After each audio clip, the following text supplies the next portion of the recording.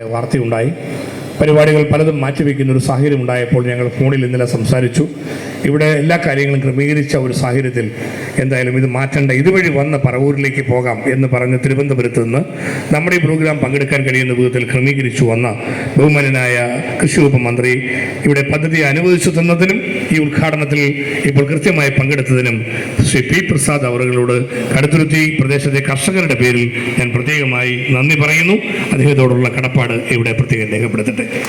അദ്ദേഹം ചെയ്ത സഹായിച്ച ഈ പദ്ധതിയുടെ ഭാഗമായി 30 ലക്ഷം രൂപയുടെ സ്കീമാണ് കൃഷി വകുപ്പ് ഹോർട്ടികോപ്പിന്റെ മേൽനോട്ടത്തിൽ കൃഷി വകുപ്പിന്റെ നേതൃത്വത്തിൽ ഇവിടെ നടപ്പാക്കാൻ നടപടി സ്വീകരിച്ചിട്ടുള്ളത്.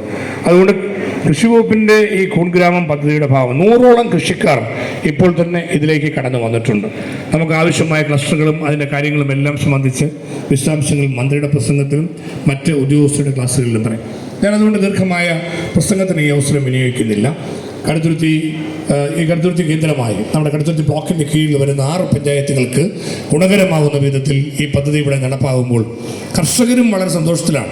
ഞാൻ മനസ്സിലാക്കുന്നു, കഴിഞ്ഞ ദിവസം ഈ കൂൺ ഗ്രാമം പദ്ധതിയിൽ ഉൾപ്പെട്ട ഒരു കൃഷി ചെയ്യുന്ന ഒരു ബാംഗ്ലൂർ ഇൻ്റർവ്യൂവിന് വേണ്ടി പോയതാണ്. പക്ഷേ മന്ത്രി വന്ന് ഉദ്ഘാടനം ചെയ്യുന്നു എന്നറിഞ്ഞതുകൊണ്ട് അവർ ഫ്ലൈറ്റ് ടിക്കറ്റ് എടുത്ത് ഈ പരിപാടിയിൽ കൂടാൻ വേണ്ടി മാത്രം ഇവിടെ വന്നു എന്ന് കൃഷി ഓഫീസർ എന്നോട് പറയുകയുണ്ടായി.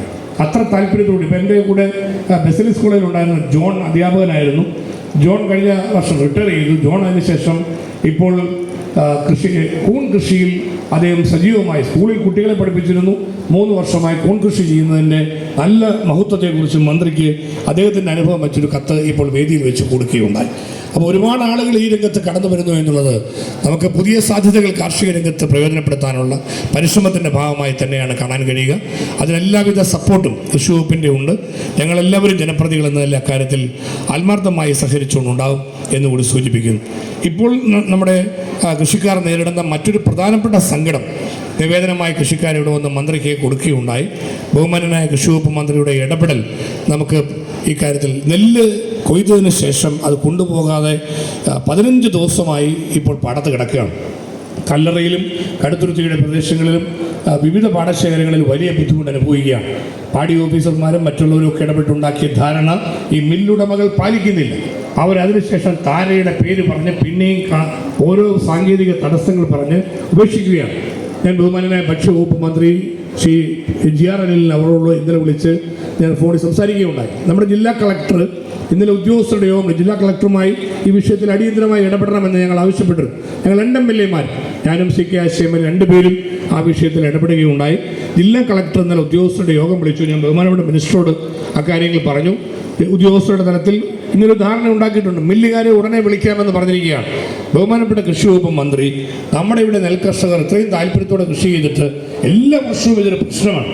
അതുകൊണ്ട് ഇതിന് ശാശ്വത പരിഹാരം ഉണ്ടാകണം എന്ന് നിയമസഭയിൽ നമ്മൾ ആവർത്തിച്ച് ആവശ്യപ്പെട്ടുകൊണ്ടിരിക്കുന്ന കാര്യമാണ്. ബഹുമാനപ്പെട്ട മന്ത്രി ശ്രീ പി പ്രസാദ് ഈ നെല്ല് എത്രയും പെട്ടെന്ന് കയറ്റിവിടാൻ കഴിയുന്ന വിധത്തിൽ ആവശ്യമായൊരു ഇടപെടൽ ഗവൺമെൻറ്റിൻ്റെ ഭാഗത്തു നിന്ന് കാര്യമായി ഉണ്ടാകണം എന്നുകൂടി ഈ അവസരത്തിൽ അഭ്യർത്ഥിക്കുകയാണ്. ഞാൻ ചുരുക്കുന്നു, മന്ത്രി പ്രസംഗത്തിന് ശേഷം അദ്ദേഹത്തിന് പോകാൻ കഴിയുന്ന നിലയിൽ കാര്യങ്ങൾ ചെയ്യണമെന്നുള്ളതുകൊണ്ട് വിവിധ കൃഷിയിടങ്ങളിലേക്ക് കൂടി മന്ത്രി വരണം എന്ന് ആളുകൾ ആഗ്രഹിച്ചിരുന്നു. പക്ഷേ ഇന്നത്തെ സാഹചര്യത്തിൽ അദ്ദേഹത്തിന്